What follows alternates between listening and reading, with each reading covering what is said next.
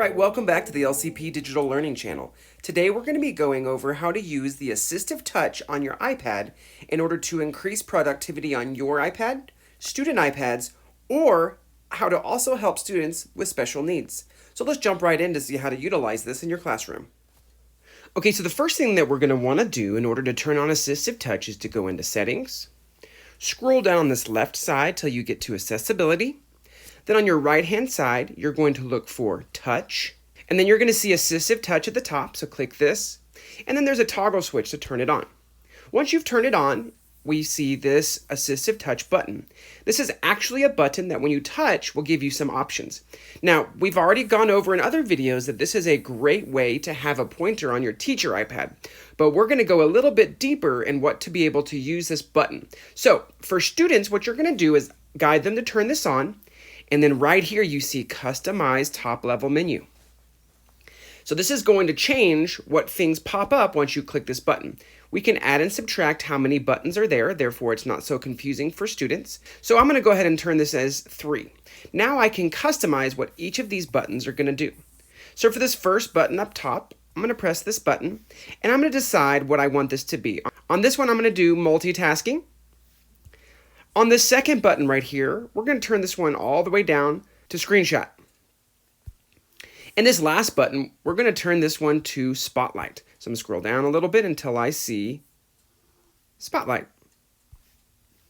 So now this button has 3 different ways to be used for students. So what's really great about this is a student can touch the button, pull up Spotlight, and search their iPad. This is going to be really helpful if they're searching for specific things they've made. For example, if I type PDF, any of my recent PDFs are going to show right here. I can also use this search bar for a really quick mathematical equation. So I can do 3 plus 3.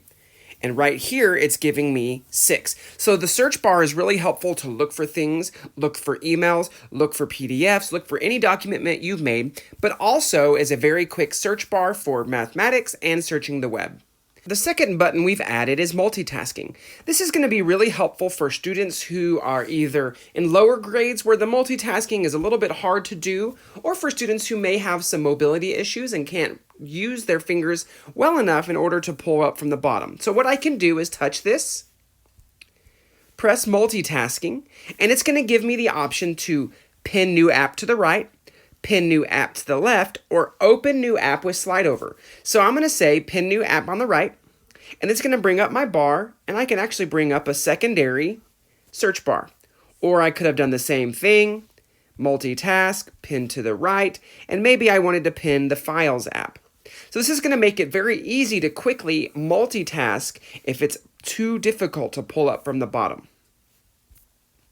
And then our last button that we added to this was a screenshot. Sometimes pressing both buttons can be a little bit difficult depending on if you're walking around the room, things of that nature. So what's nice about this is if I'm on a website, I can teach my students all they have to do is press this button, screenshot, and instantly it pulls up this screenshot, which is really helpful because they can go ahead and mark up the examples they want to send to me, things of that nature. Now, what's really lovely about screenshots is when I'm done, it gives me the option to save to photos, but even better, I can save this to files.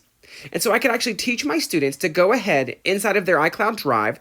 They can create a folder right here, and they could title this Screenshots. That way they have access to those for later on in other classes, to send in Google Classroom, to AirDrop, whatever, without them getting a little bit confused when they get added to the Photos app. Those can kind of start getting buried under all of the photos the student shares. All right, so I hope this was helpful, learning how to customize the buttons that are inside of your Assistive Touch button. This is going to be very helpful for you as a teacher and also for students to maximize the time and efficiency in the classroom. Have a great day.